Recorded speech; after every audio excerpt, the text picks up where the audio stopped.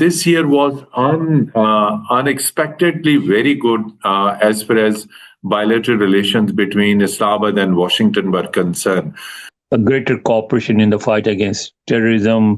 Pakistan was recognized as a country which can help the United States convey its message to Iran and convey Iran's message to the United States. Nobody less than the U.S. president publicly noted and mentioned again and again that Pakistan not only stopped the Indian aggression, but they also brought down the Indian Air Force, the mighty Indian Air Force. And during that crisis, both inside the United Nations and larger in the Middle East and in Europe and America, Pakistan emerged as a country which also can play a useful role. In upcoming year, in 2026, how you anticipate joint ventures between Pakistan and United States in Pakistan? To attract investment, the number one condition is to have peace. And this is one sector where we are weak because of our borders with Afghanistan, where a lot of militant groups are based, and they use the Afghan soil for carrying out raids inside Pakistan. One issue on which Americans are, I would say, 100% with Pakistan. They do not want Afghanistan to re-emerge as a hub of terrorism.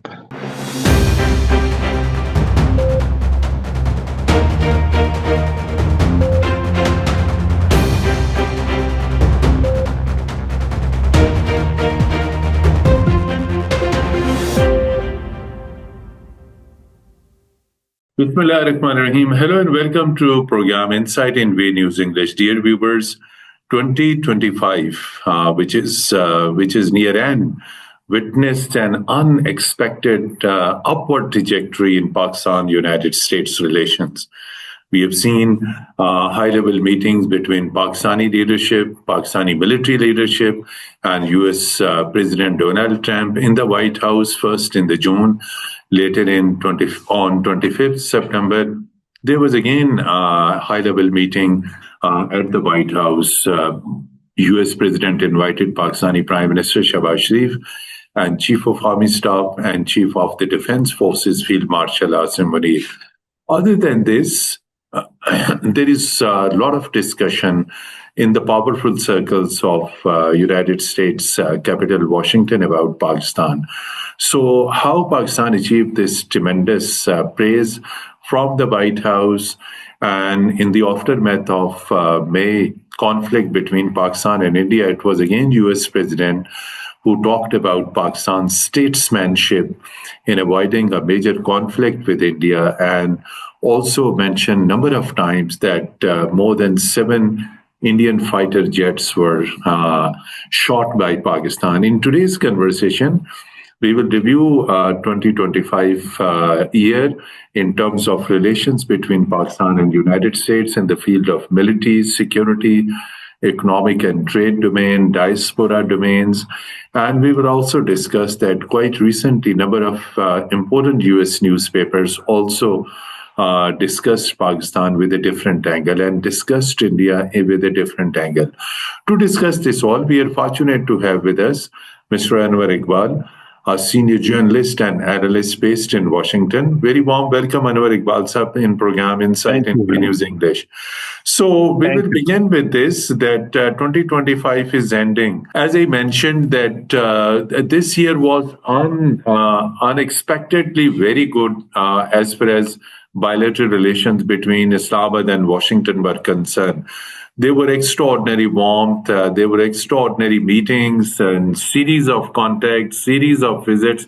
How it happened all? Well, thank you very much for inviting me.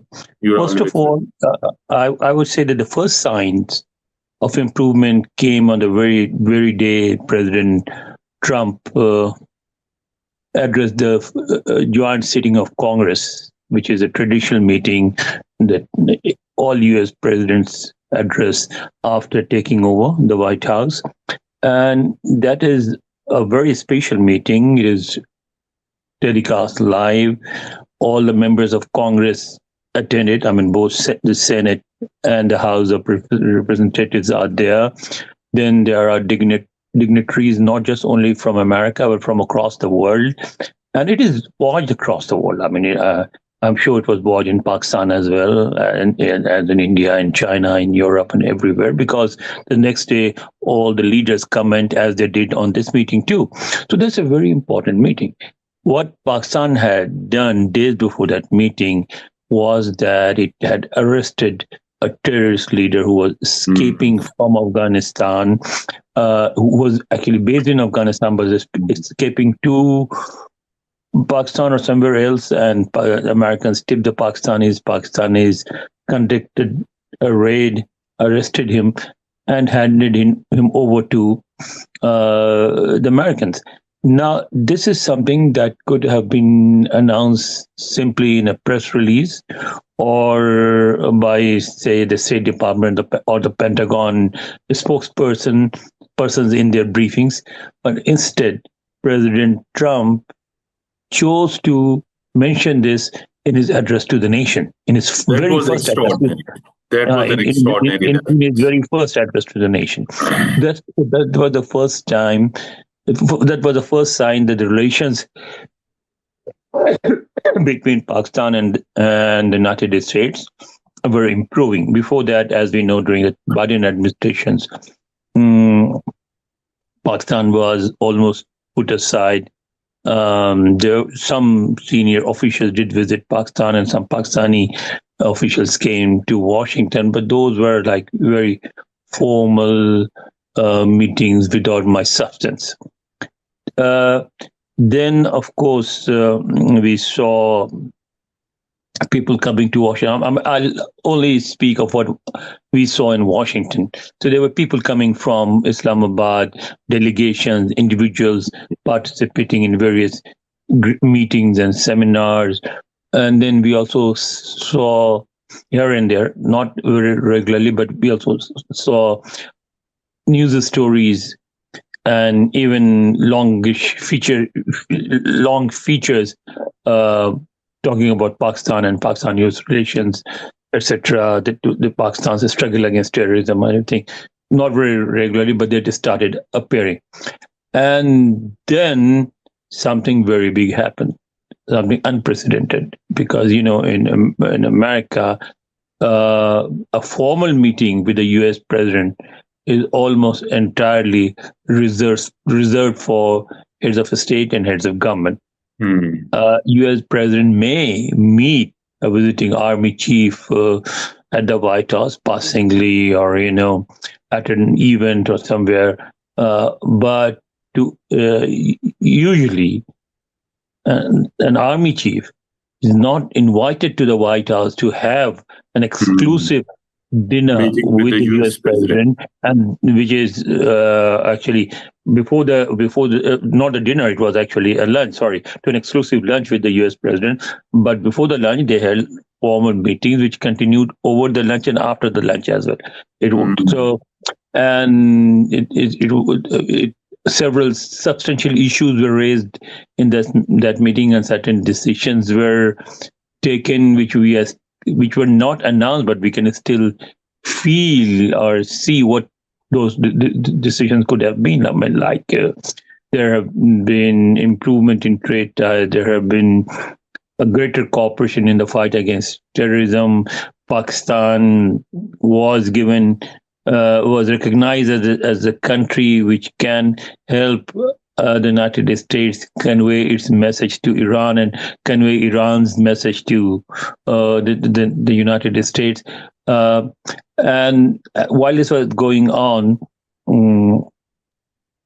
I mean, some of these things happened later, but while these little things are going on, the India-Pakistan war happened. May conflict, exactly.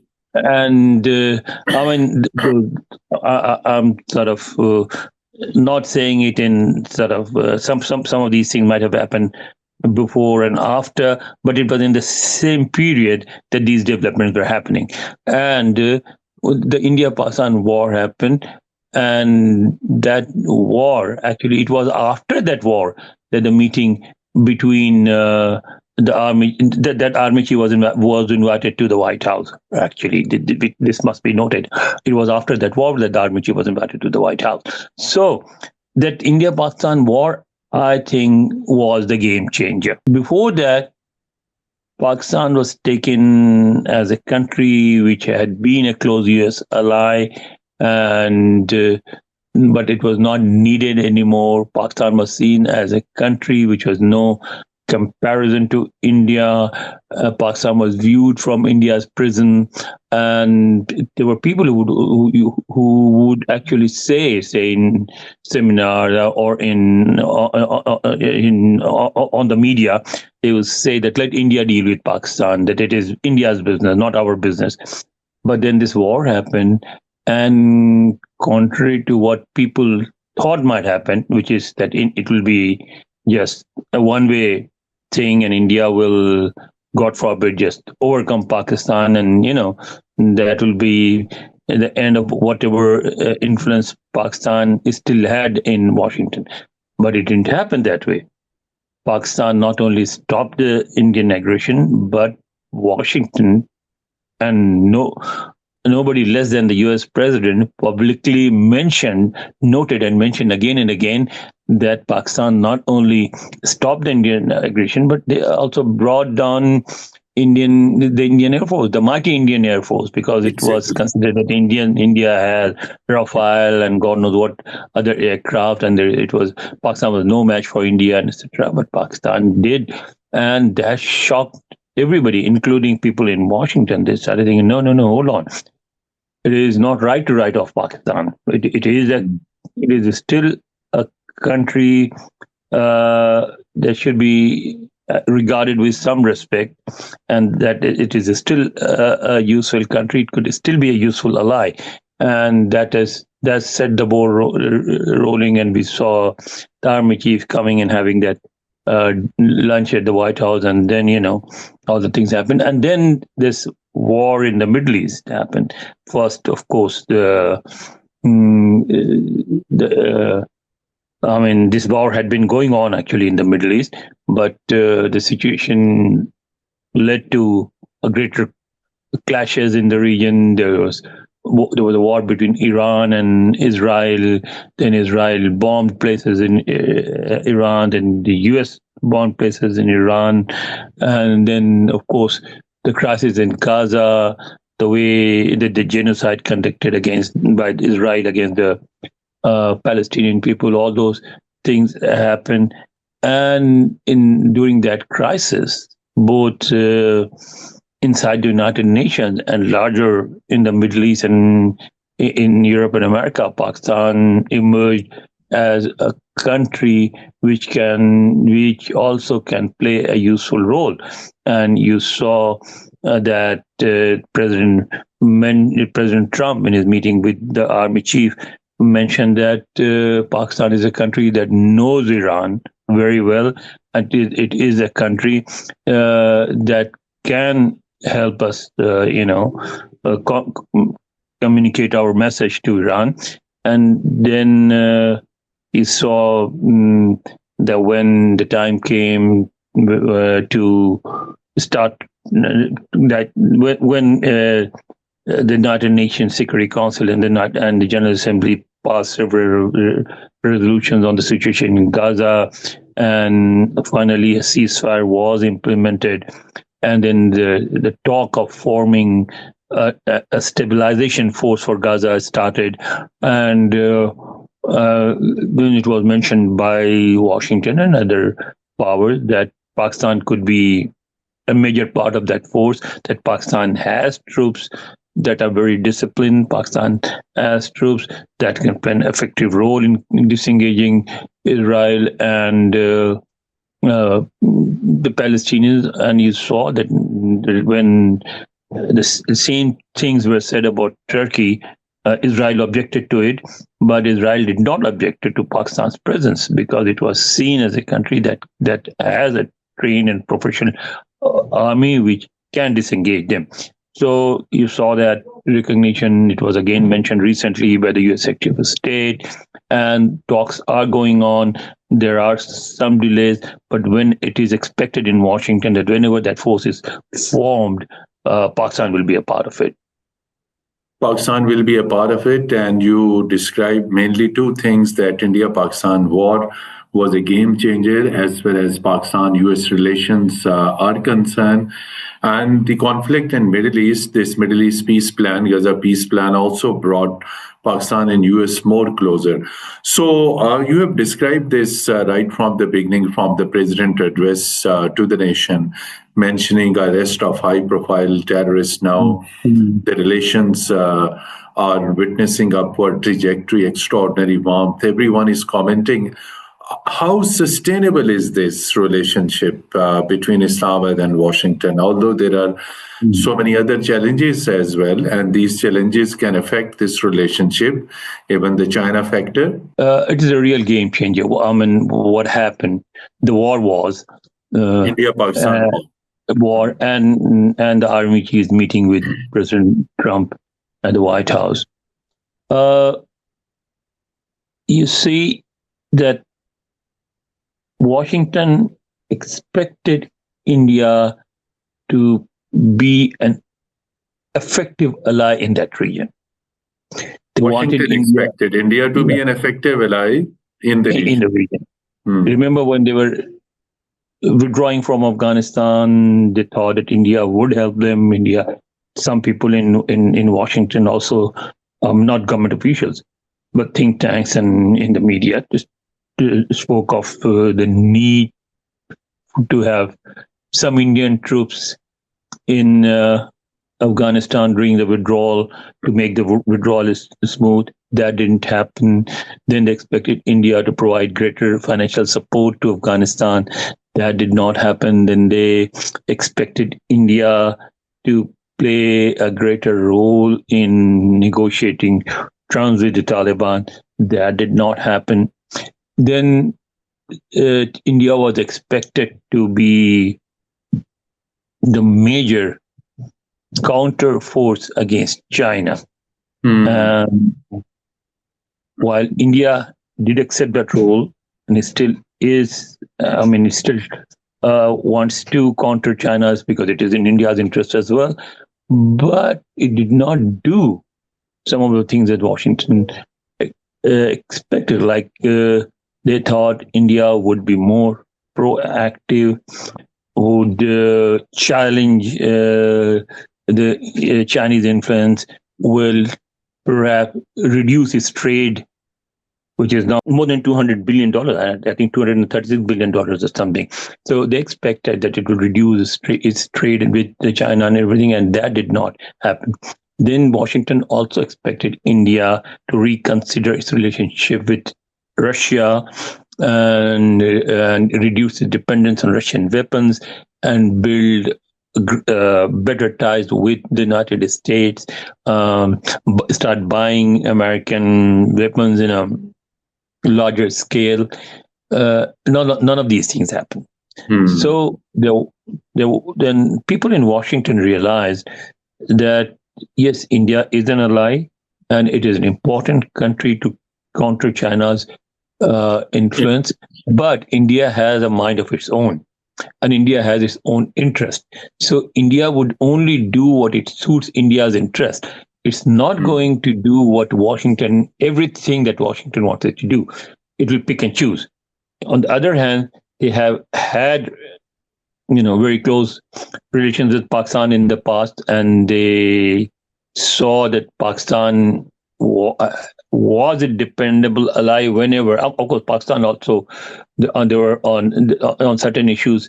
Pakistan also safeguarded its own national interest, or what it thought was in its interest. But more or less, Pakistan was a more cooperative ally.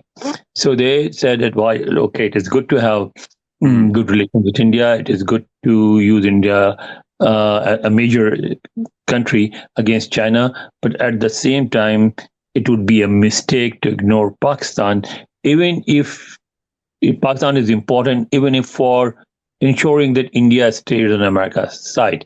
Because minus Pakistan, perhaps India will go spin out of control.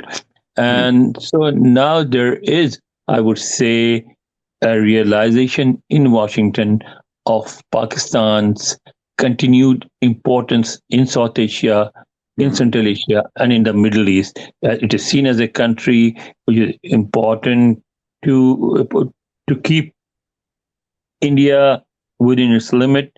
It's a country which is important for negotiations with Iran. You know that that Pakistan represents Iranian interest in Washington because Iran does not have an embassy here, and it is also a country because it is a large Muslim country with good relations with Middle Eastern countries, and they saw that what India used to claim is that they have not only ended Pakistan's interest in the United States and Europe, but they have also actually wrapped up Pakistan's influence in the Middle East. The Middle Eastern countries are no longer with Pakistan, but they saw during the war, Turkey came very openly in Pakistan's favor. Iran, which has been a close Indian ally, it spoke in Pakistan's favor. Saudi Arabia gave statements in Pakistan's favor. Even UAE gave certain statements. So it became obvious that Pakistan can still be useful in the Middle East. And therefore, I think what we see now will last for some time. It will continue for some time. This relationship will last for some time. This relationship will last for some time. Anwar Iqbal Sahab, you have been reporting definitely about different Pakistani high-level delegations visiting Washington, finance minister, and several other cabinet member, high-level delegations, military delegation. So precisely tell us, how has been 2025 in terms of cooperation between Pakistan and United States in military and security? Although we have seen release of funding for F-16 upgradation for trade, economy, and in other areas of cooperation. This, other than this engagement, there was tremendous cooperation in these areas between Islamabad and Washington. No. Hold on. Again, see, this is the problem with us journalists. We still have the old frame of mind. I think Pakistan is not even seeking that kind of relationship now. Pakistan has gradually, but intentionally, diversified its defense. Okay, now America is still. American weapons are still a major part of our defense. Why did a word over exactly? Yeah, but now China is a greater supplier of weapons to Pakistan. We saw that during this 5-day war against India, the Chinese weapons were very effective. They even countered some of the best aircraft in the world. And it is now known as war-tested weapons, exactly. Whatever, tested or not tested, Pakistan is not going to. Pakistan has diversified its defense industry. Pakistan has diversified its weapons, and Pakistan is not going to get back into the days where it acquired weapons from only from one country. So I think when we say that what is happening on that front, are Americans giving weapons to Pakistan or not? I think Pakistan is not even seeking weapons at that scale, because they know that China, besides everything else, Chinese weapons are cheaper. China is closer. China and Pakistan work on joint ventures and everything. So I think while Pakistan wants and is already working on wants good relations with the United States and is working on improving those relations, but Pakistan doesn't want to go back to the 1980s or 1960s. Pakistan wants to stay where it is now. And I think it is quite comfortable with that. So Pakistan is quite comfortable in that. How Pakistani diaspora, with every successive government in Pakistan, consider diaspora very, very important. how diaspora is aligned with Pakistan, and 2025, this closing year, how this year has witnessed the contributions, the role of Pakistani diaspora, although they are making contribution for socio-economic development of the host country, but they also make significant contribution in terms of remittances back to their home country as well. Diaspora's contribution. How many are remittances? Of obviously, they are the main source of foreign exchange earning for Pakistan, and the overseas Pakistanis are the ones who provide it. So, but other than that, there's they also take interest in developments in Pakistan, both Exactly. economic and political, and they are disturbed when something disturbing happens, and they are pleased when something positive happens, and they stay engaged with Pakistan. They still are, but at the same time, you see, there is another thing that's happening. It has already happened in England, and now it is happening in Pakistan too. That the second in England, it is now the third and the fourth generation that have come up. In Pakistan, the second and third generations are coming up, and they are mainly interested in the United States of America more than anything else. And that is a positive thing. You saw in England, they participated in local British politics, and they became ministers, and in the cabinet ministers, they became party leaders and everything. And that has started happening in the United States also. You saw several people who got elected mayors of several cities across America. There are people who are participating in congressional politics. So far there are no Pakistani candidates on the horizon for Congress or the Senate, but they have worked with various influential congressmen and women and senators, and their work is recognized and respected. And I think very soon we will see Pakistanis playing a greater role in American politics as well. So that too, I see it as a positive development. There is no need for every Pakistani living in America to stay glued to the Pakistani TV and talk about what's happening in Iran, in Pakistan all the time. They are Americans for all practical purposes, and if they want to live in America, they need to participate in American politics, they need to participate in American culture, in American music, and that is happening. I mean, you know that there are several very popular comedy shows conducted by Pakistanis, and there are Pakistani actors that are coming up. There are Pakistani poets and writers that are coming up. Journalists, hosts, anchors, exactly. So, Anwar Iqbal sir, one important thing, what do you think in upcoming year, in 2026, how you anticipate joint ventures between Pakistan and United States in Pakistan? It could be definitely in Pakistan. We have already witnessed significant U.S. pledges in mines and exploration. So, how these joint ventures between Pakistan and United States, in which there will be a significant U.S. investment in Pakistan expected? Well, that depends on what they find there. I mean, the Americans have committed. They promised about $2 billion of investment in discovering minerals and oil and other resources in Pakistan. So if they actually find these resources in Pakistan, so the Americans will be involved. But to attract investment, the number one condition is to have peace. And this is one sector where we are weak because of our borders with Afghanistan, where a lot of militant groups are based, and they use the Afghan soil for carrying out raids inside Pakistan. And when you have these kind of raids happening in your country, when you're having terrorist attacks happening across the country, then it discourages investors, because the first thing investors want is security.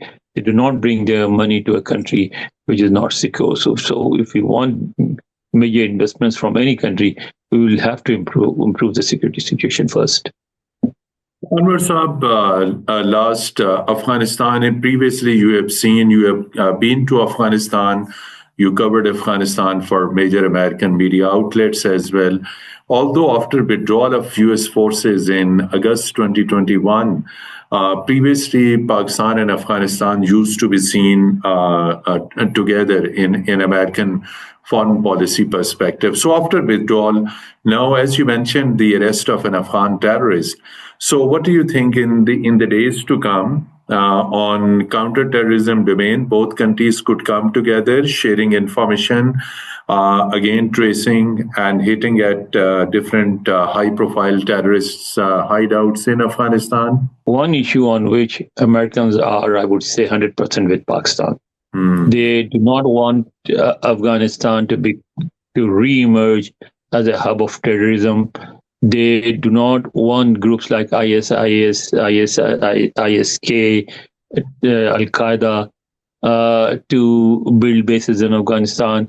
They have declared, even Pakistan-specific groups like TTP and certain Baloch groups, they have been declared terrorist they were designated as a terrorist by Washington, and the Americans have a zero tolerance for any kind of militant activity, and they recognize that Pakistan has suffered a lot, and they are willing to help Pakistan in the fight against these terrorist groups. Lastly, I would like to say that thousands of youth must be watching this program. What are the opportunities for Pakistani skilled IT persons, Pakistani physicians, Pakistani chartered accountants, and different at a time when America is closing its doors for Indian skilled workers? So what are the opportunities for Pakistani skilled worker, educated class to migrate to United States? America is closing its doors on overseas workers. Everybody. Overseas workers. Yes, they want, this administration wants these jobs to go to Americans. They want to reduce the number of immigrants. They are talking about sending back green card holders. They're also talking about sending back at least 200 American citizens, naturalized citizens, back to their countries of origin. So nobody knows what will happen. I mean, it is an acknowledged fact that America needs foreign workers, and they will find out some way out for foreign workers to come and work in the United States, but nobody knows how it would happen, what their plans are. I mean, at one stage during his first term, President Trump had stated that there is no harm in learning from the Arab countries. They bring foreign workers, but they bring them as workers, even if they live for 25, 30 years. They come, work, and they send their money home, and then when they retire, they go back to their countries of origin. And he said that America would also like a similar arrangement, and that may hurt us in the beginning, but ultimately it will be good for our country, because those who come and work here in America, they will not only go back with money, but they will go back also with certain technological knowledge, scientific knowledge, exactly. And they can use that knowledge to build up industries in Pakistan. So but nobody knows what will happen now, whether there will be opportunities for Pakistanis or not. But I think if this happens, what President Trump had hinted once, if they issued, he had spoken of giving a work permit to them. So if they started bringing workers in a large scale on work permits and sending them back, then that will be very beneficial for Pakistan too. Thank you so much indeed, Anwar Iqbal Saab, for very insightful discussion on Pakistan-United States relations in 2025 and what are expectations in 2026. Dear viewers, till our next program, goodbye and Khuda Hafiz. Khuda Hafiz.